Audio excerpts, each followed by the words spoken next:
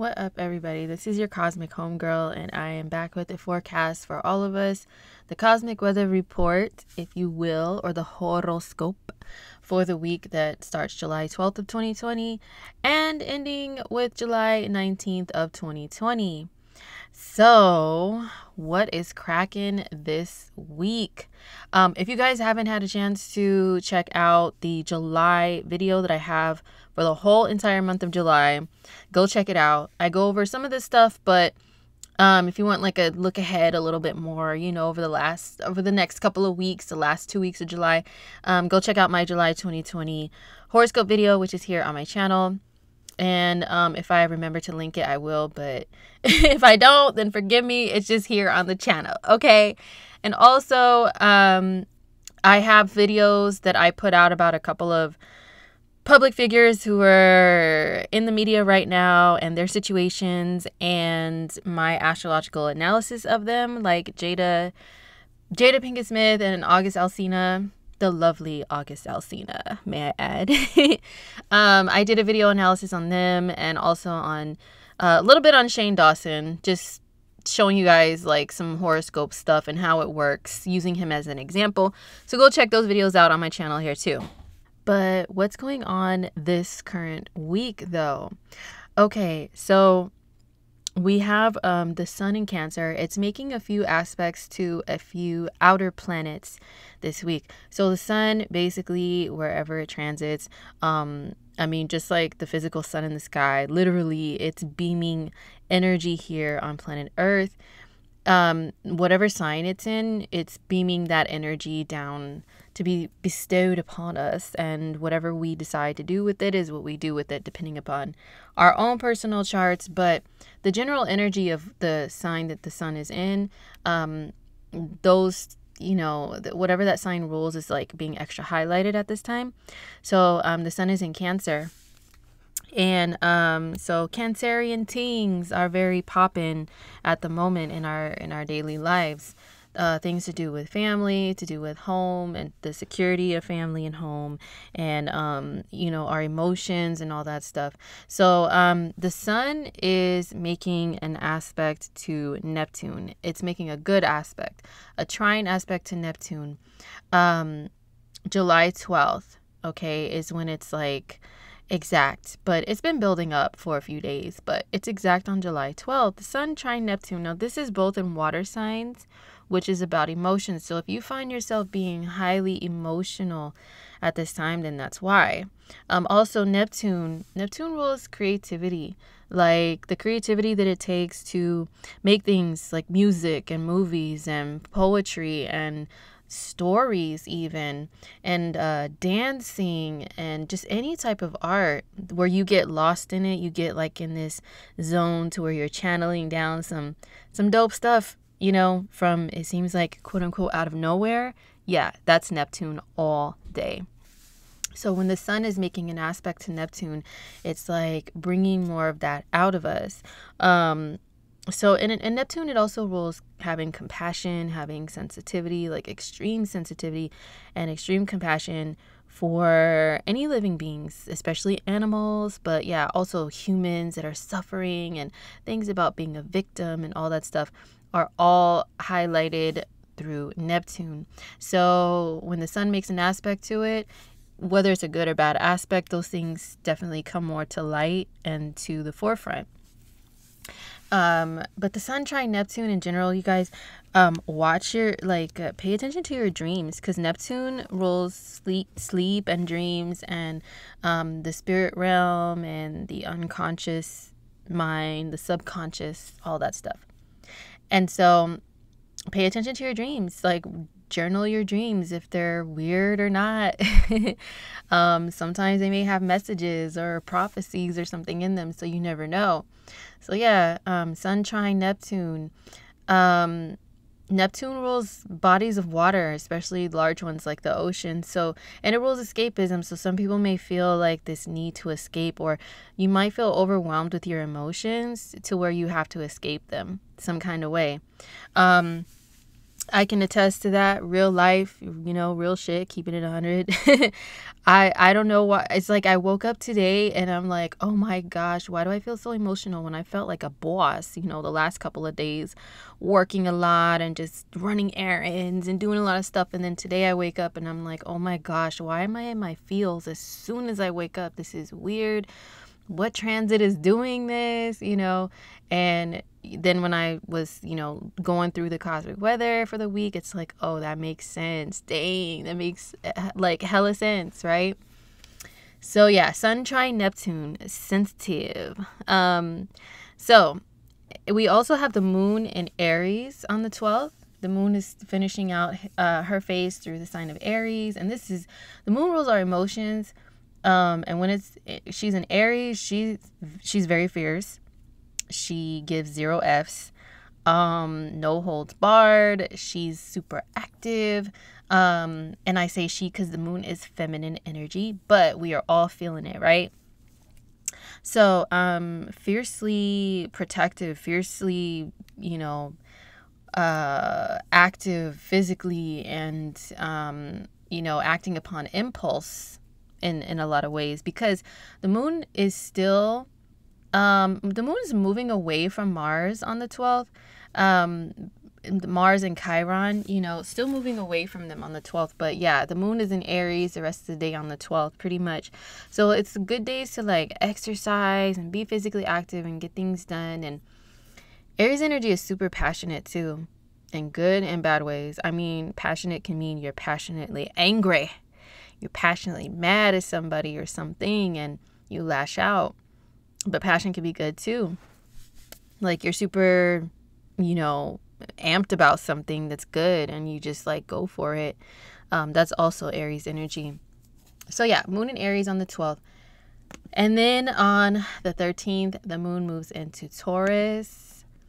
And she will be chilling, coasting through Taurus for a couple days. But it's not going to be a smooth ride the whole time, okay? And remember, the time zone I'm on is Pacific US time. So that's the time zone. Yours may be a little different depending upon where you live. But yeah, the moon goes into Taurus on the 13th. So first, it's like, the moon is chilling, coasting, like I said. But then she starts encountering Uranus's crazy ass, which is like Uranian energy is very electric and eccentric and like a mad scientist. Uranus rules literal lightning bolts and lightning storms and stuff. So imagine like the soothing, calming moon, coming up to Uranus. It's like bzz, like being shocked electrically. And so like that's how our mood can be. That's how our attitude, our emotions could be like antsy, And the moon, like Taurus, it rules our financial security. So financial security and money and like money itself, the physical money, and also the things that you buy with your money physically is Taurus energy. So you can feel like super antsy about your financial security, about your things. Like, don't mess with my stuff. Like, that's a classic Taurus phrase right there. Don't touch my stuff. Don't mess with my stuff, right? So you could feel like antsy about stuff like that. But yeah, the moon is straight. After she surpasses Uranus, she'll be straight chilling. But also on the 13th, we do have Mars. No, it's more towards the 14th, but it's building up on the 13th though. Mars in a conjunction with Chiron. Actually, this exact transit is like in the middle of the night where I'm at. So some of you guys, it could be like into the 14th that the exact conjunction happens. But it's building up, so we're still feeling it days before regardless, right? So Mars is at home in Aries. Mars rules the sign of Aries. You see the symbol for Aries is red. You see Mars is red. That's for a reason, because Mars is the red planet and it rules your blood. And the like when you go through a specific Mars transit, you literally feel like your blood is boiling. I tend to journal a lot, and I have been since I really got like hella deep into astrology. I journal a lot, and I journal my feelings along with certain astrological transits, right? So during specific Mars transits, I noticed I feel like my blood is boiling underneath the surface, under my skin. It's like, oh, like it really is like that. And I've heard other people say that too. So I've taken note of that. So anyway, that's what Mars rules. But Mars is action, it's initiative. It's also like being impulsive. Mars in Aries is hella impulsive. Like, let me just jump and fly, wee! Then you bonk your head into something, and it's like, oh, whoops, maybe I should have been more cautious. And then it's like, oh, well, let me do it again. That was fun, wee! That's how Mars and Aries energy could be. And it's like super hella aggressive too. It's like aggressive. It could be abrasive. It could be barbaric in nature too. But when Mars comes in contact with Chiron, see, Chiron is the asteroid that's nicknamed the Wounded Healer, right? So it rules like where you have, I compare it to like a bruise. You're bruised somewhere, and if you don't give that bruise enough time to heal, it's still soft, like a soft spot. So if somebody hits you there again, it's gonna bruise even worse. So it's like where you have a bruise somewhere in your life. An emotional bruise. It can also be physical too.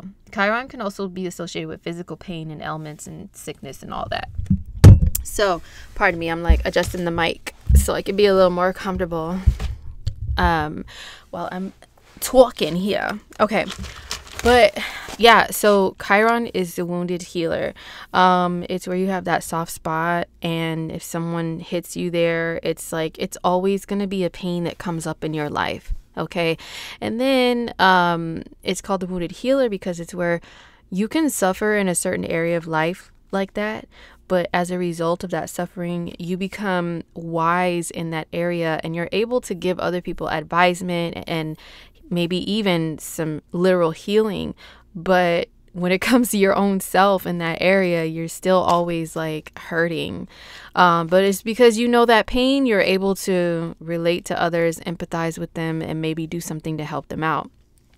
So when you combine the two, Mars and Chiron, this can mean literal physical pain being inflicted upon others because you, like, say somebody pushes you, so you push them back, You feel like someone hurt you emotionally, so you hurt them back. You try to get them back like 100 times worse or something, You really like retaliate. This can mean you just do some sort of actions based on the pain that you've felt continuously throughout your life in a certain area. This can mean injury. Mars and Aries could be like hella reckless. And then combined with Chiron, that's wounds and pain. Just be very, very careful this week, you guys. If you do extreme physical anything, be very, very careful so you don't injure yourself or injure other people. And Aries, the part of the body that Aries rules is the head. So be cautious of head injuries too. And if you have even the slightest head injury, or you feel like it's not that big of a deal, make sure you go get it checked out. I've already told you guys my little story times about that stuff in last week's forecast, and also in the monthly. I mentioned some stuff about that too that's like real life examples. Okay, so be very cautious this week of any type of injuries, especially head injuries. But wherever Mars and wherever Aries is at in your natal chart, be careful in that area. This is a little more advanced astrology though. Like, even the houses can correspond to like different parts of the body too, and different functions of the body. So you got to be a little bit more like of a huge astro nerd to know that. So my bad, but I just thought I'd mention it anyway. It's just second nature to talk in astro like lingo. You know what I'm saying? Astro slang. But anyway, just in general for all of us, yes, be very cautious with physical activities this week, especially on the 13th of July into the 14th of July. Okay, and then especially on the 14th, we have this opposition between the Sun and Jupiter. So the Sun and Jupiter is like jump and fly and just do and believe that everything's going to work out and have blind faith. and just say without checking to see if your parachute is actually functioning properly, and your ass isn't going to drop down crashing to the ground. Okay, the consequences of Jupiter when we have an opposition is labeled as a quote unquote negative aspect, or like a difficult conversation between these two planets, right? And it can cause like tension to happen, which in real life, how it plays out is it's usually something that's not so favorable, So the Sun and Jupiter opposition can be people really just jumping based on, I don't know, like they don't really check all the facts first. They just jump, right? So this could be with communication. This could be with actual physical actions. This could be with anything. So the Sun opposing Jupiter can mean you have too much faith and belief in something without checking all the details, or checking or thinking about the consequences of stuff, right? So the Sun and Jupiter opposition, be mindful of that.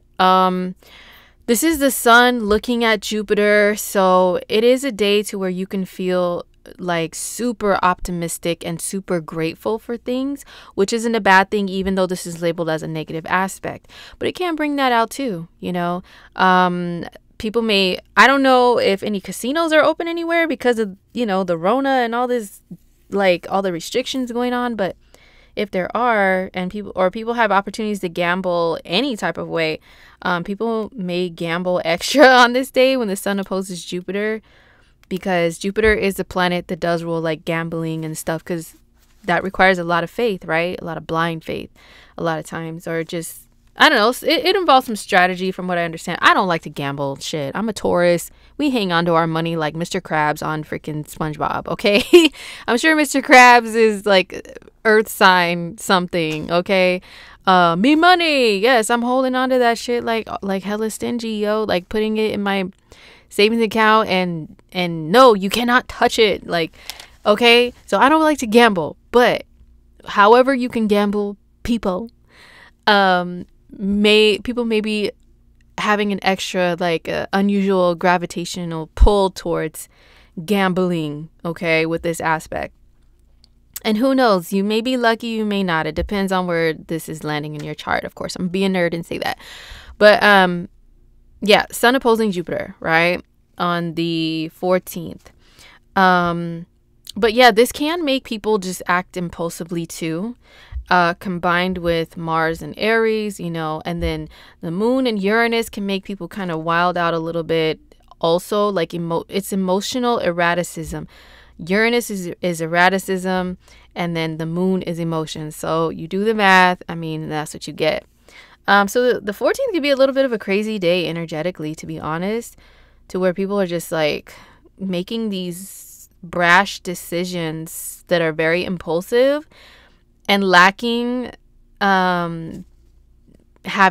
being backed up by like facts and understanding of consequences. Pretty much, it's just like, I just feel like doing this, or I feel this way and I'm gonna do this based on my feeling, because I already told you guys about Mars and Chiron. There could be like some sort of wound there, and you act upon your actions are based on pain.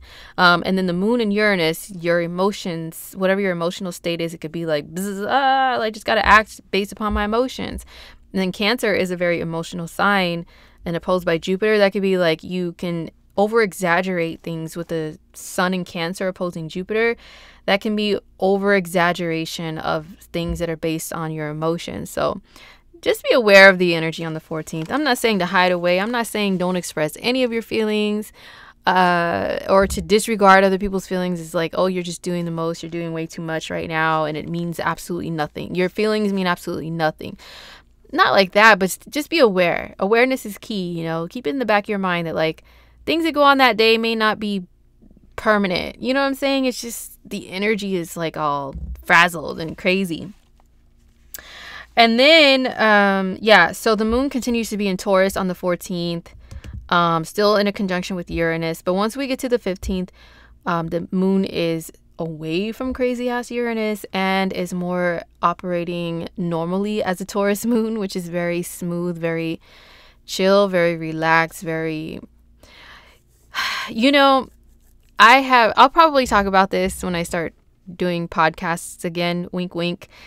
But Taurus moon energy, there's something about it, man. It's just so relaxed and chill. Some people will say, oh, it's boring. Like people who are born under moon in Taurus, people say, oh, they're boring or whatever.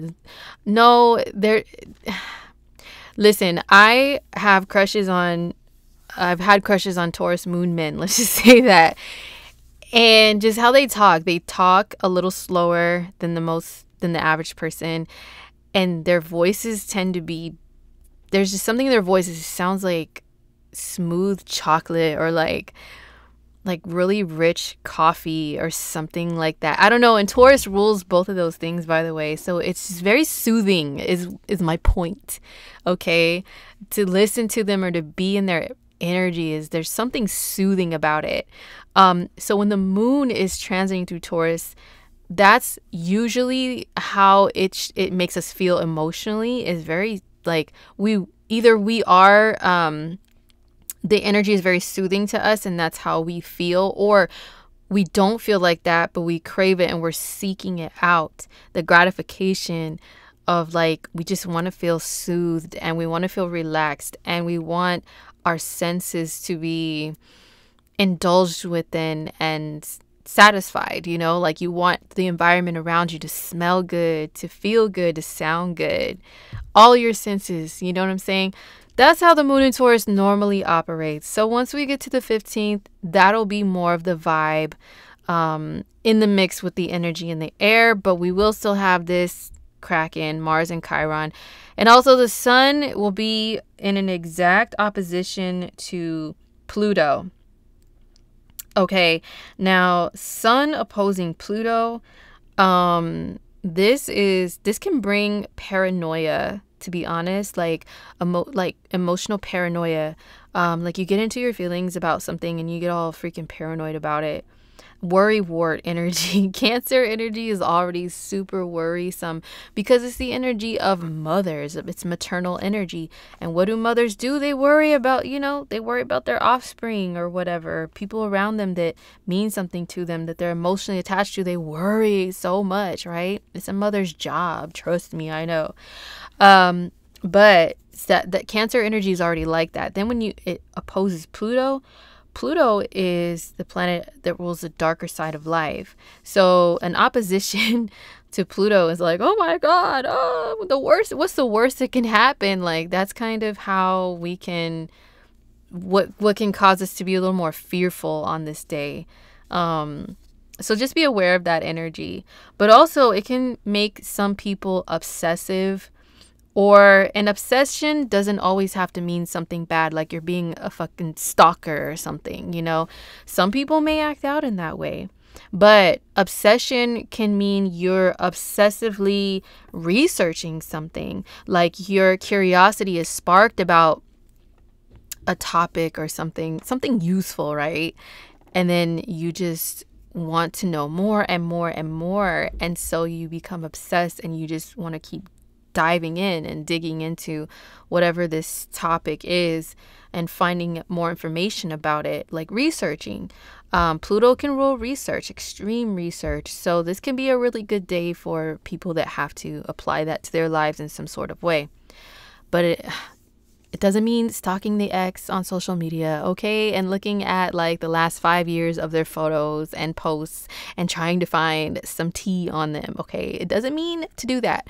But hey, my Scorpio rising says, if you must, you must, okay? But I'm not promoting stalkerism up in this place, okay? So we have the sun opposing Jupiter and also Pluto.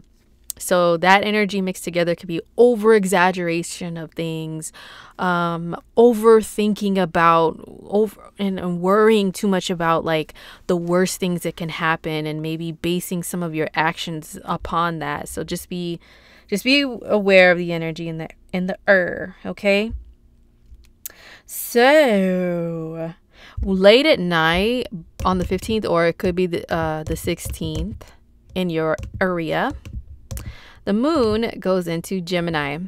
Okay, so the moon goes into Gemini. It's a different vibe. Gemini moon days are, you feel like your mind is like all over the place.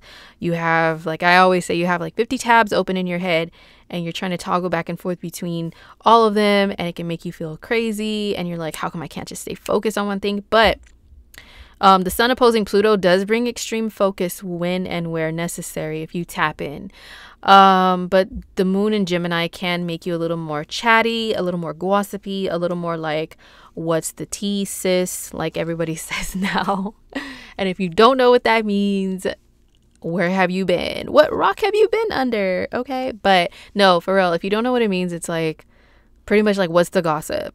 What's the latest is what that means. Okay. But yeah, people are more concerned with what other people are doing and saying, and just a little more nosy and gossipy when the moon is in Gemini.